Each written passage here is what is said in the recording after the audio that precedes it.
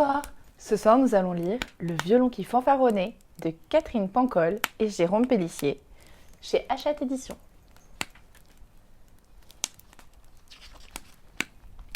C'est l'histoire d'un violon qui toujours se vante.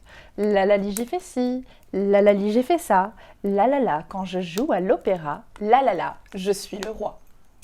Le premier violon, c'est moi. Et tralali et tralala. À la fin du concert, le chef d'orchestre me rend hommage à moi. À tous les instruments autour de lui, il ordonne « Embrassez mon archer, ouvrez vos oreilles et applaudissez ». Le piano se rebiffe. Et moi alors, petit vantard, je compte pour du beurre ? Les trompettes pétaradent, les trombones toussent, le saxophone s'étrangle, le triangle s'envole et la grosse caisse tonne. Taisez-vous, c'est moi qui fais le plus de bruit ici. Le chef d'orchestre en a par-dessus la tête et les menace de sa baguette. Si vous continuez à vous chamailler, vous me copierez 100 fois la clé de fa. Un jour, l'orchestre est invité à la Scala de Milan, le plus bel opéra d'Italie. L'émoi est grand parmi les instruments. Mon Dieu, aller en Italie et en avion, quelle aventure! Seul le violon reste digne. La Scala, je connais ça. La, je suis là-bas comme chez moi.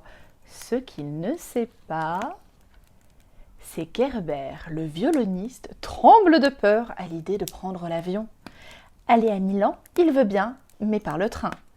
Le jour du départ, les flûtes, les trompettes, la contrebasse, le saxophone, le triangle et tous les autres s'engouffrent avec les musiciens dans l'avion en criant au vantard « Salut l'artiste, bon voyage !»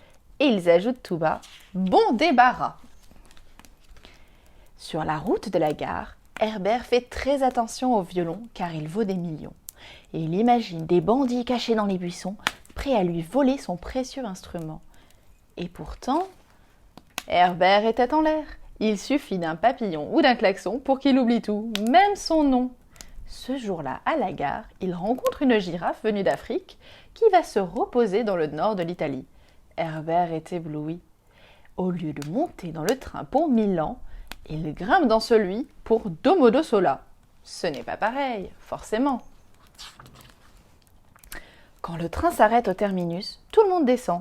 Herbert pose son violon, tend le bras à la girafe pour qu'elle saute sur le quai sans trébucher. Et les voilà partis, bras dessus, bras dessous. Mais comment ça ? S'indigne le violon. Je n'y crois pas. Il m'abandonne sur cette vieille banquette. Le violon passe la nuit seul dans le train.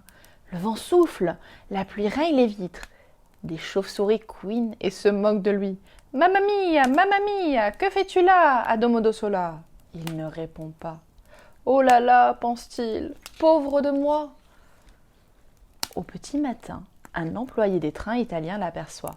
Vite, il va prévenir le chef de gare, qui frise longuement sa moustache. « Mettons-le avec la flûte qu'on a trouvée hier soir, ils s'entendront bien. » Une petite flûte à mes côtés, s'écrie le violon, « c'est indigne de moi !» Mais il se trouve malgré lui sur une étagère, serré contre une flûte à bec qui sort la tête d'un sac. « Ah, un collègue, dit la flûte, enchanté !»« Quelle insolence, je suis premier violon, vous devez vous incliner. »« Que faites-vous là, grand violon prétentieux ? C'est une tragique erreur.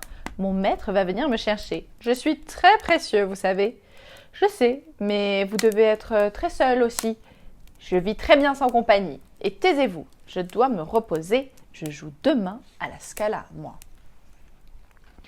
Au petit matin, la flûte s'étire. « Vous avez ronflé, dit-elle. »« Impossible, mes sons sont doux et harmonieux.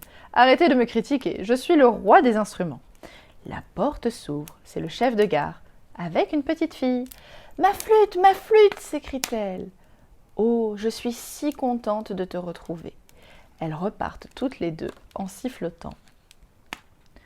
Une grosse larme coule sur la joue du violon. Personne n'est venu le chercher. Et si la petite flûte disait vrai, si personne ne se souciait de lui parce qu'il est trop arrogant, peut-être que ce n'est pas le plus important dans la vie d'être toujours le premier. Le lendemain matin, le chef de gare s'exclame « Vous avez de la chance, mon gaillard, on a retrouvé votre patron tout à fait par hasard.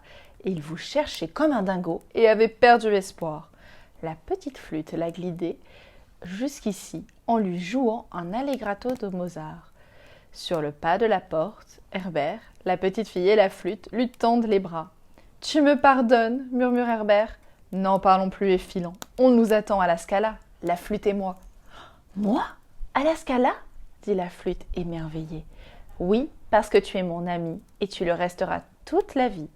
Et puis, je t'ai entendu siffloter hier matin et c'était drôlement bien. » À demain pour une nouvelle histoire.